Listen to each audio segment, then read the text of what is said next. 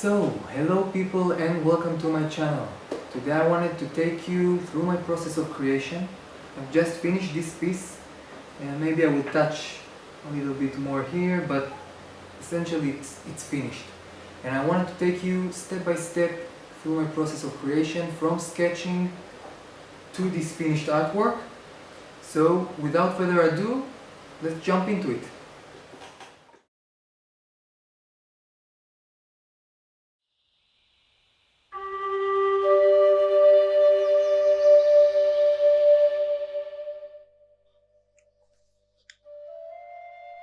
So, as you can see, this is the drawing, the preliminary drawing of this piece. This is not the first stage actually of the process of the process I use. The first stage is doing little thumbnail sketches. And in these little sketches, really small scale, maybe 5 centimeters on 7 centimeter, really small scale. On these sketches, I try to work out the composition to see if the elements are working, to get a general idea of the thing that I had in my mind established on paper, just to get it out. Sometimes I'll do one sketch and I will feel okay. Sometimes I will do 10. So it really changing. And after I found a sketch that I like, I go out and to this stage, which is the actual preliminary drawing.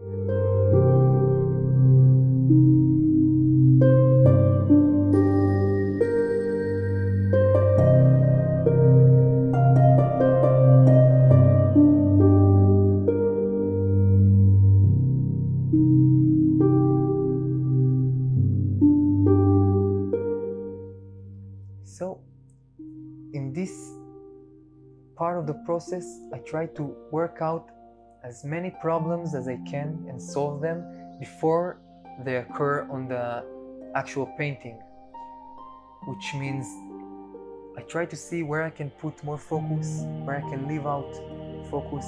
I go through it very patiently. I'm not in a rush. This is like, in my mind, a piece by itself. And I really try to bring this whole piece value-wise together before I approach color, so to see it works.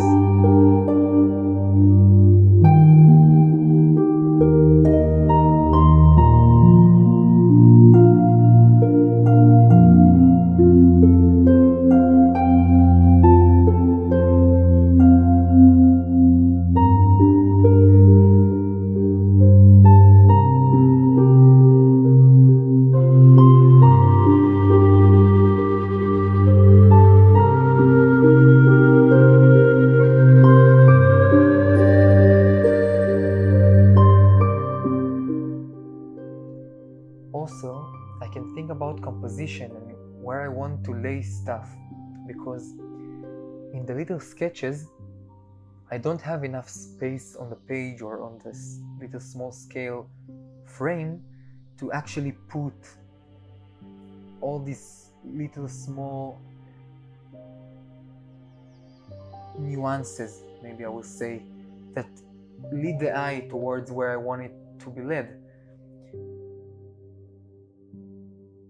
In this stage, I'm really trying to bring composition-wise and value-wise the whole piece together.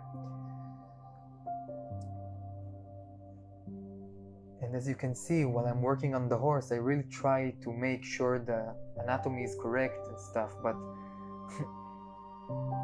I didn't get it right. You will see when the finished piece will be displayed on the screen. I got all the anatomy right. The head was too big, the body was too small, and the legs were too short. It looks like a donkey.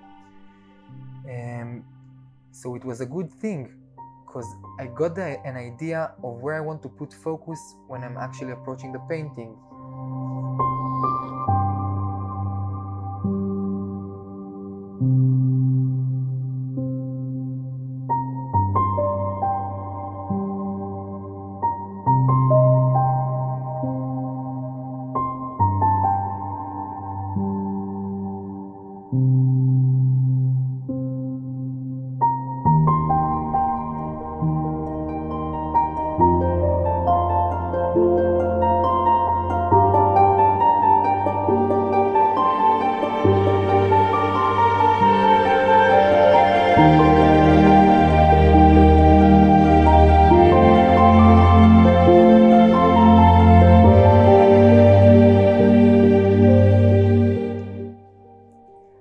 The next step is to do a color study, just to see that harmony-wise it works, that it is the right spirit which I want to bring to the painting.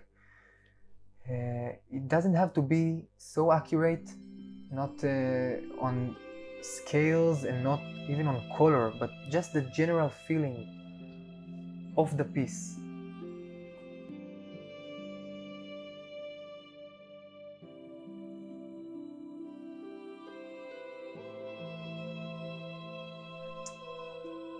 In those little color studies, I don't go full chroma, which means I don't use my full palette.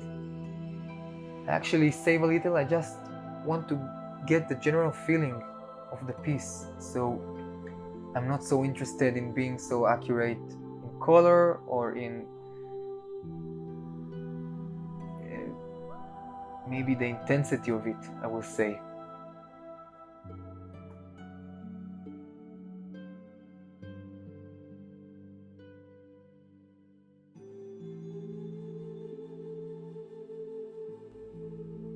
I do want to get the value correct.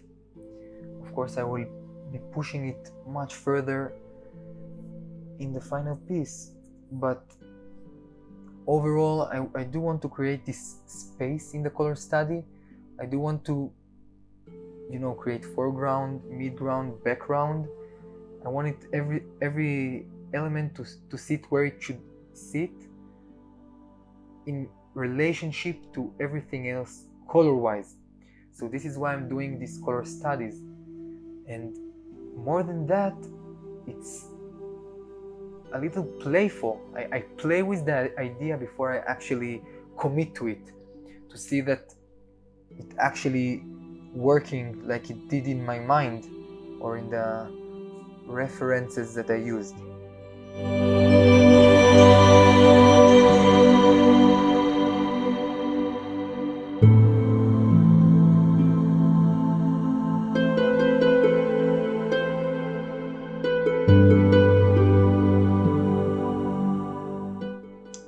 The next stage would be the outlines of all the shapes in the painting itself.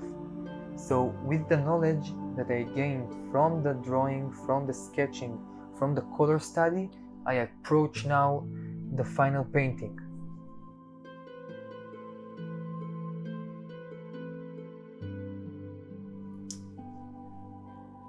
Because I saw in the drawing itself that I got all the anatomy wrong, I really set long time making sure the anatomy is right and the horse sits where I want it to sit in the painting. So I probably spent on it a couple of hours before feeling okay with it.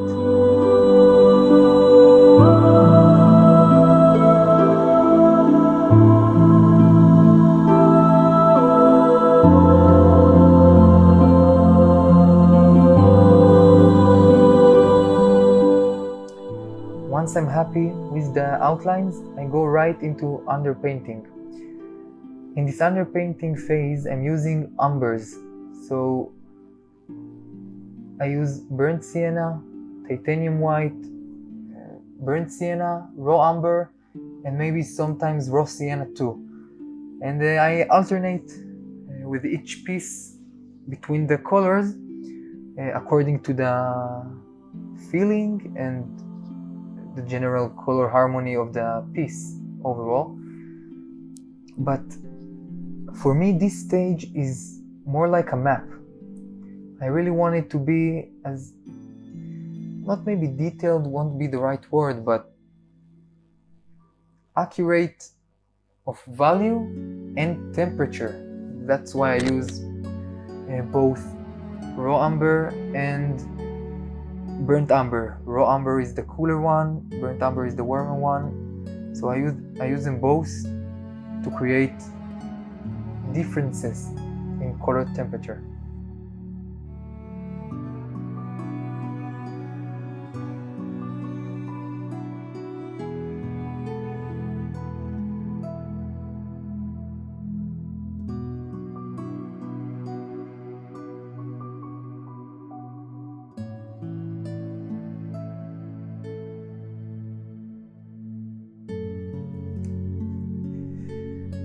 I have to say this: the map that I'm creating right now is not fixed.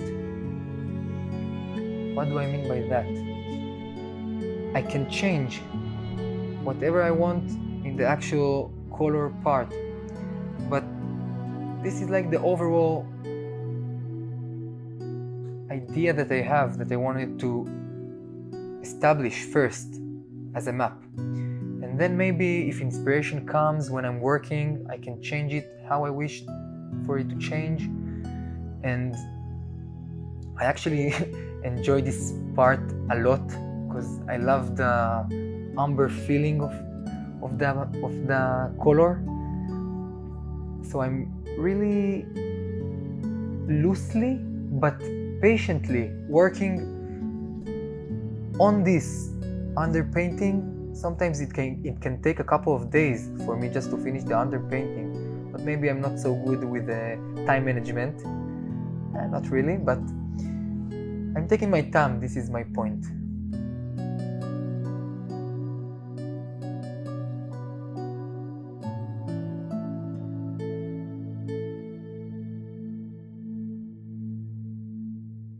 One more thing about this underpainting is that through transparent layers of color, it pops out.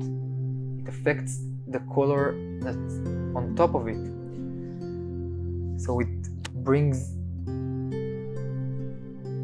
another kind of feeling to the color and to the piece. And I actually really like to see small bits of underpainting pop up. Once I didn't really like to see it, but now I learned how to communicate with the underpainting, with the actual colors that I'm putting on top of them.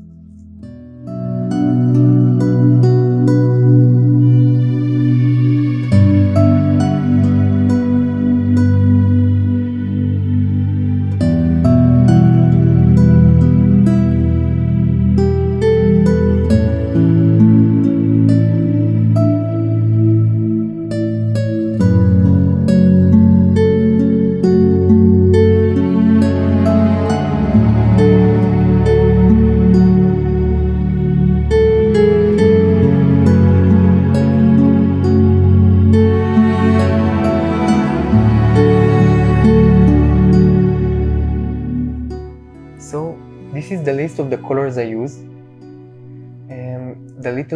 The last two ones I used a tiny bit as touch-ups, Pthalo blue to the sky, and maybe a little bit to the foreground, and the Venetian red I used for the horse, to get this really reddish tone that this horse had. And you can see me starting mixing colors for the sky. Here I won't be showing any other mixing of colors, but this is how I do it. I mix certain colors I think will be in the sky, and according to the values, of course, that I want, and the chroma, and I make big chunks of them, so I don't need to mix so much and think so much. Some artists I really admire said that it's like tuning your instrument when you premix colors. So I found it really helpful for me, and it actually becomes pretty meditative after you do it for a while. So I highly recommend.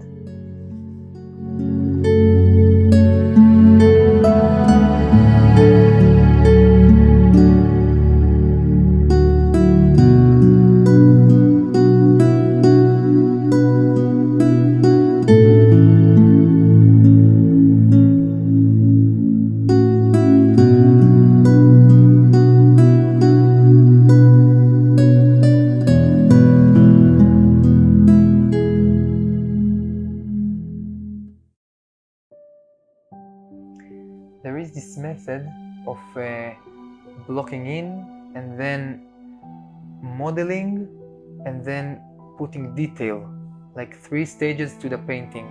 But I actually like to bring each part to life and then move to the next one. So That means that I will work on the sky now until I think it's finished or almost finished, and then I move on to the next part, which is the mountains. I like to do it because I enjoy more and found it more useful actually to working wet on wet most of the time. So I really like to take the opportunity that the paint is still wet and the blending is easy, and I can, if I got something wrong, I can always put more paint and cover it up, so it's not a real problem. But also for skies generally, I recommend working wet on wet because skies are blendy most of the time and they need this kind of quality in them. Of course, it depends on what skies you paint, but the gradation maybe from top to bottom, it should really happen maybe in 1 or 2 goes, like one go and then the other run will be for creating higher chroma or higher vibrancy, you can say. And you can see I used the fan brush to blend it all together after I put all the colors on the surface.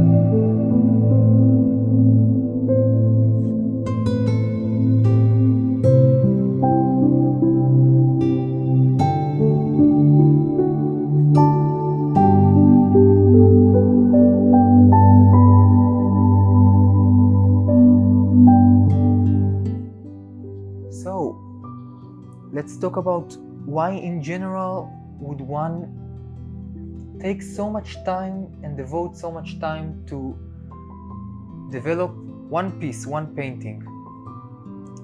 I can talk only for myself and what I found useful along the way, because I got really frustrated with this a lot of times through the last 2 years, and I found that this process is the most useful for me to develop an idea that I actually care about and not just develop a pretty picture so much. Now, there is a lot of aspects to it. I don't want to sound so deterministic maybe, but I found out that when I pre-plan and take time to get to know my piece and develop it maybe through all these sketches and color studies and going out and taking the references by myself, this piece is more, I'm more close to it. It reflects more what I am. And this is why, of course, I create art in the first place, to express maybe some qualities that I found in myself, that I find in my surroundings. And of course it changes from person to person, but this is my video and this is my reasons for now.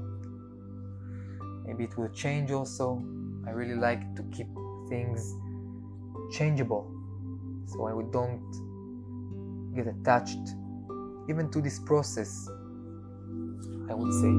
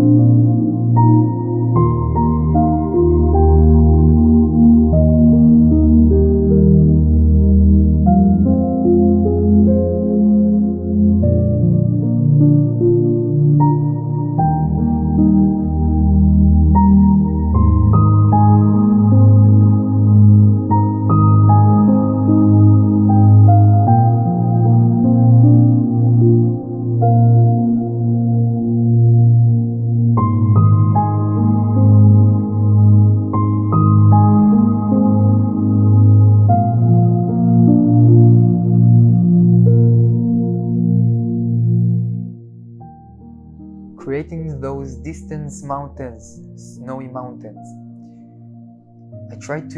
I use the mixture of burnt umber and ultramarine blue with a little bit of white and maybe a little bit of magenta to create this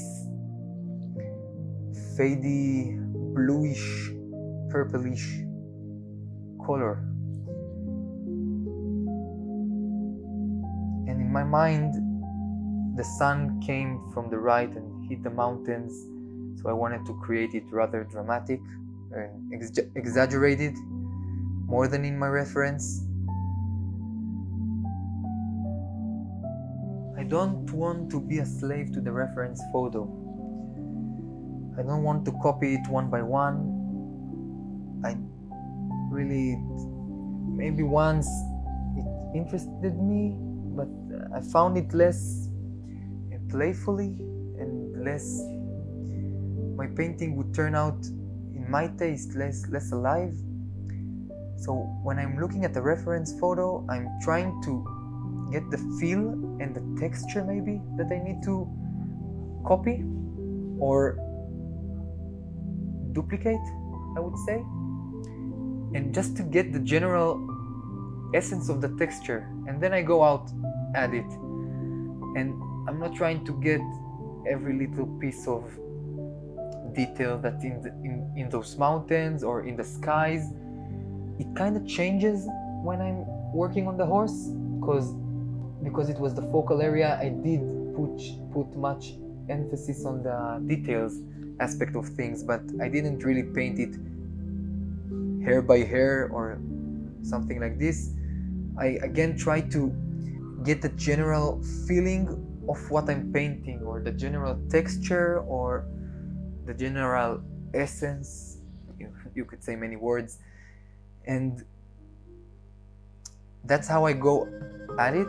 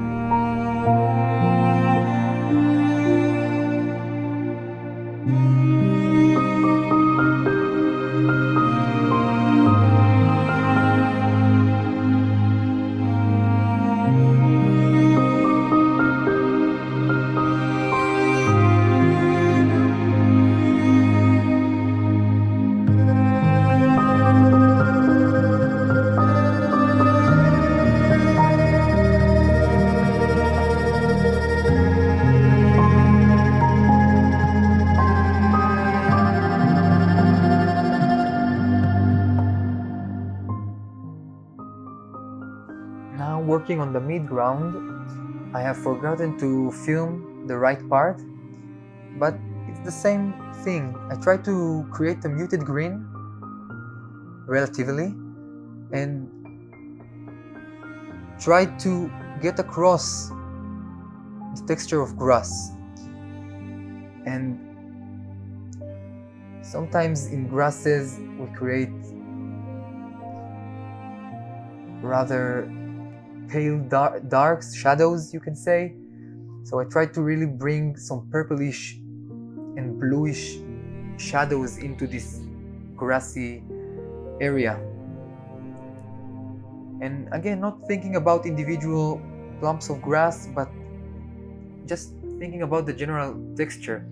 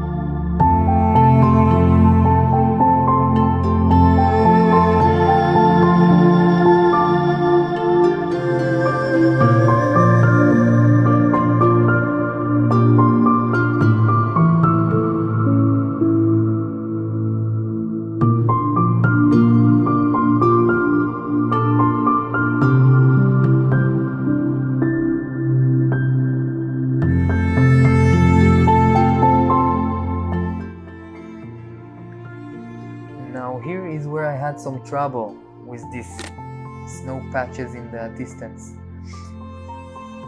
You will see when I will put on the lake that they are too similar, and I tried to make separation between them, but in the end it kind of worked out, I guess.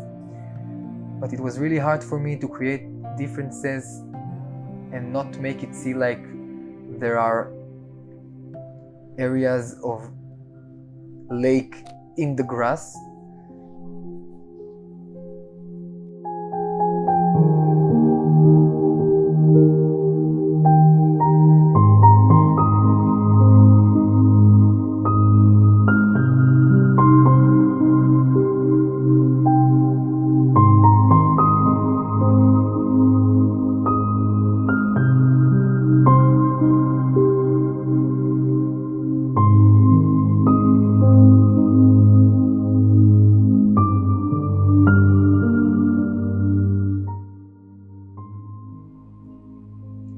Now remember that everything is changeable all the time, but because I took all this preparation before, I generally know where to go, where to put things.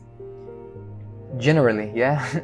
I do still make many mistakes along the way and I just keep fixing them, which is the fun.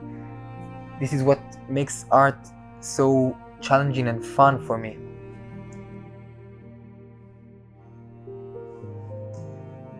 In the lake area, I wanted really to bring some turquoise and bluish hue to the whole lake. So I added Pthalo blue into the mixtures and some Cobalt teal, and I really tried to make it pop out more, being like secondary focal area, leading the eye towards the horse. And again, trying to create the texture of a lake.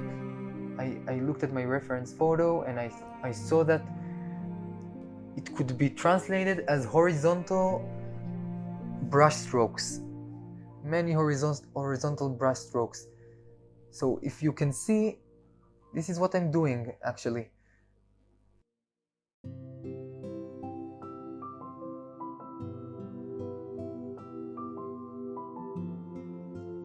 Another thing I was thinking about while I was painting the lake is the color that the horse is gonna be, and I wanted to get a little bit of this color in the rocks and even in the further trees that you can see beneath the mountains, so it can harmonize more the painting and not making it look like the horses got here out of nowhere, maybe. So it's another thing to consider when painting, creating color harmony throughout the painting to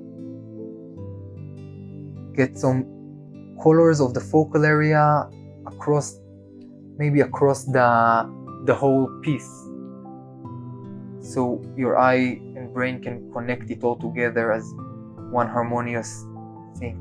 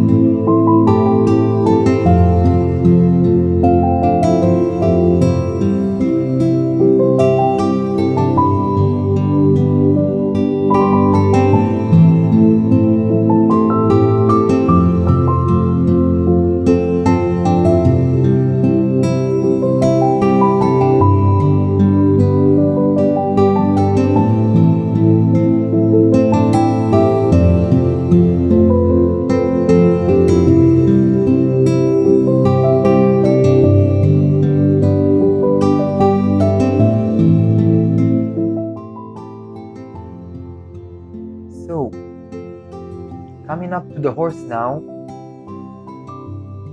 this object will be the darkest part of my piece. So I've mixed really dark tone with burnt sienna and ultramarine blue, and I begin by blocking in the shadowy area of the horse. Like I showed you in my palette before, I pre-mixed a lot of shadowy colors and I pre-mixed the highlights. I didn't push it all the way to the darkest dark and the lightest lights, but the general chroma and value are there. And I just slowly begin to block it in, especially on the horse, because I don't want to be mistaken again on the anatomy or on the feeling I want to get out of him. So I'm really working on it patiently, slowly. Every time I work on a wildlife or an animal or whatever, I find it really challenging. It doesn't get easier for me, at least for now, and I can sit for hours just trying to get one area right, maybe, and really trying to be patient. Once I asked an artist I admire, his name is Steve Schmiller, I asked him, how does he bring so much detail into his painting, or make his painting look so, like you can step into them? And he told me, he didn't talk about technique, he didn't talk about the process, he didn't talk about anything. He just said, patience. This is the quality I developed, this is the thing, the quality one needs the most when painting, I guess. Being patient with oneself and with the painting itself. Just working until it comes right.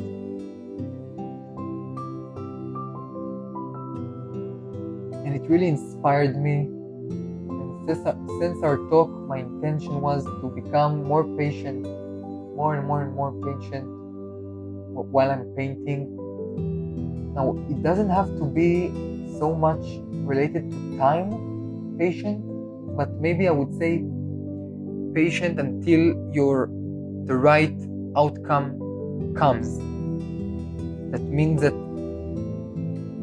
I will sit on one area until I'm really happy with it. And if it needs fixes, I'm not gonna be lazy. I will come back again and rework it until it sits right. And I try really to aim higher every time with every new piece, so I can really continue to grow, and so my art can grow, and more than that, me as a person can grow, going beyond art. I try as much as I can to use art as a tool to get to know myself, to develop certain qualities in myself, and of course to express what I find inspiring. And so all this process of creation for me is more than just a painting, it's work. I try to be patient, I try to learn with every element in the piece. I try to learn something new about how it works. How can I change it for the next time? How can I make it look as I intended it to look like? So it becomes a journey of self-exploration for me to paint. Maybe this is why I got so hooked on it.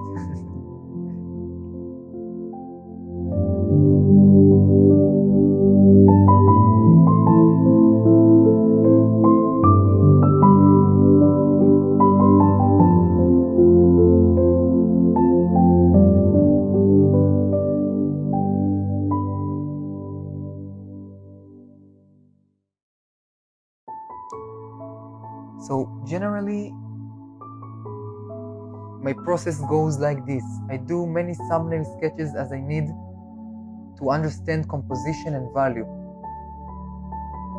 After I'm happy with an idea, a sketch, I go out and make it a drawing, bigger drawing. The size depends on how complicated is the painting will be. For some pieces I did on an A5 paper. This one was on A4 paper. So it is changing according to my need and according to what I feel like doing. But I was really enthusiastic about this piece, so I created it rather big. After I complete thumbnail sketching, I move out to do a drawing. And in the drawing, I'm thinking, what problems can I solve here? I'm thinking about composition, where the elements would be placed exactly. I'm trying to get all the shapes in their correct size, I guess. So when I'm coming to the actual painting, I know generally where things should be.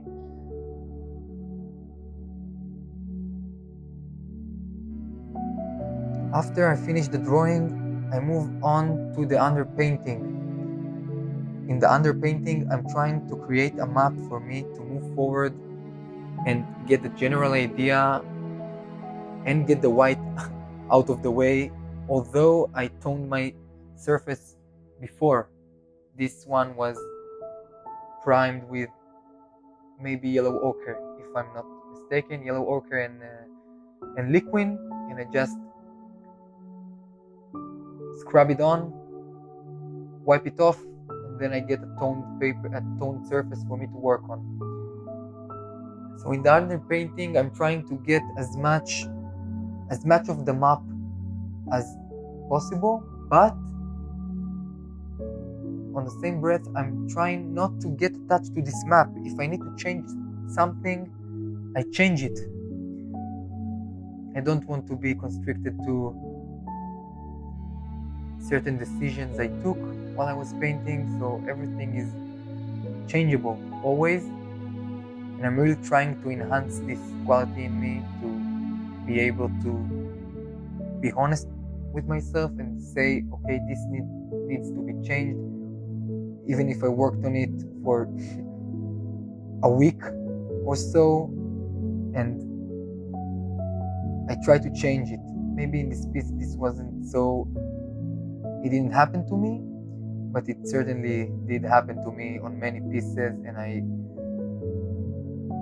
reworked until it got right.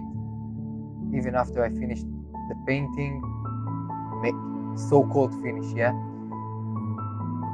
So when I'm finished the underpainting, the next phase will be the most finished blocking I could get, I would call it. So I'm going wet on wet alla prima as much as I can. If I didn't get it right on the first go, I return to it a day later or whatever and get it right how I intended it to be. And this kind of process create less mistakes for me. Not that mistakes are bad, but I get to know my piece better and where to put intention and focus, etc., etc. It gets you more connected with your pieces. It works on your patience. It really pushes forward the idea that you initially had, and taking it, the sky aren't the limit. The skies.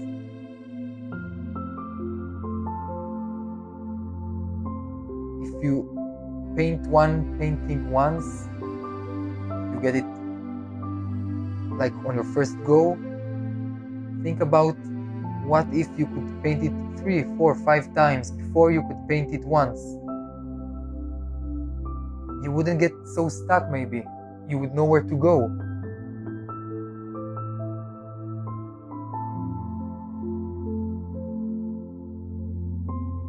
So thank you so much for taking the time and seeing the video. I hope it was helpful. If you did, please comment, tell me what did you like. If you didn't, which is more important for me, tell me what you did not like. And yeah, maybe just share what you think, share how you go at it. I really try and want to get in touch with other artists, other people that are going through the same journey, so we can learn from each other. And maybe this is the really intention of my channel, beside sharing my art, of course, which I really love and enjoy doing. So thank you again,